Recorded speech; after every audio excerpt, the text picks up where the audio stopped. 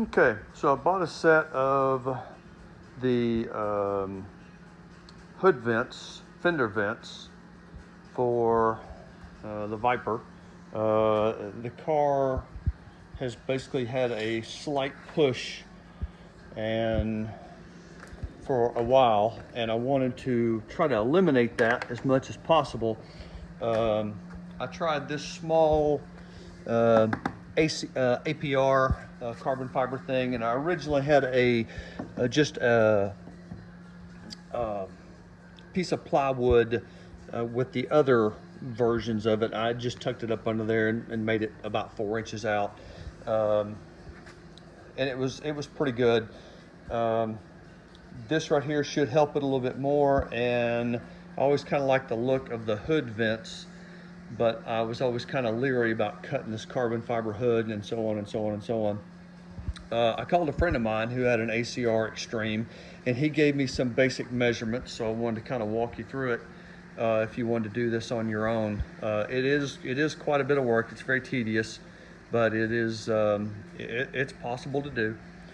The things that you'll need, I used a jigsaw. You'll need several blades, quite frankly, because holy cow, this carbon fiber is really tough. You need a drill to go into the vent originally. I really do like these oscillating tools. You can do it without it, but man, I wouldn't recommend it. These things are absolutely fantastic. I highly recommend one of those. You need a light.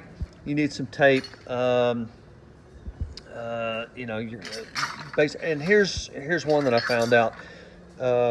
When you start cutting this section in the back, and you really will need to do that. This is just fiberglass. When you do that, I highly recommend that you put some kind of metal or something in between the fiberglass and the carbon fiber. You don't want to, you don't want to poke it. You don't want to go all the way through. But I just got a little piece of sheet metal to do that. The oscillating tool makes a really good tool to make these little notches for the notches here on the back. Okay, they go in there, and basically just tape everything over real good. You don't want to scar up the paint as you're going around it. I'll post some basic measurements that you can use if you want to do this. But basically, I mean, that's pretty much all there is to it. Take your jigsaw or a Dremel. You'll definitely need a Dremel tool for this. That comes in awfully handy. But just take your jigsaw, go in this pattern, and what I did to help me out, I made a template. I just got some construction paper and made a template of the inside of that.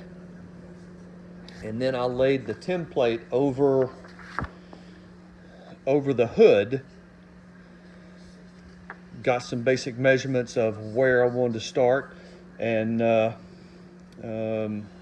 made sure I had it right and started cutting.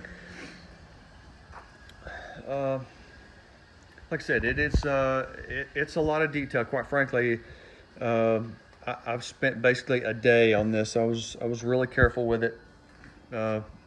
Made sure I had good, accurate numbers. I've installed it several times, and it fits just fine.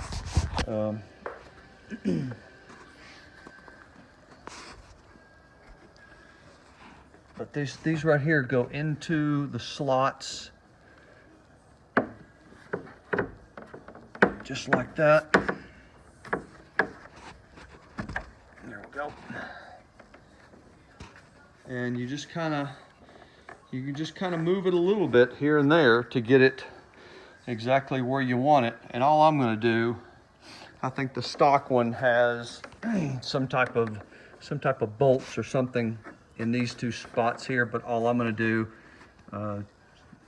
do is I'm just going to get some JB weld, and I'm going to go around the outside of this and put it in there.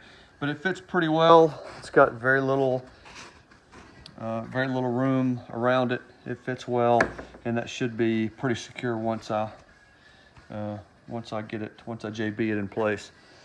Hopefully that will help a little bit more with the push issue, and it should alleviate some of the heat from both the engine and the brakes.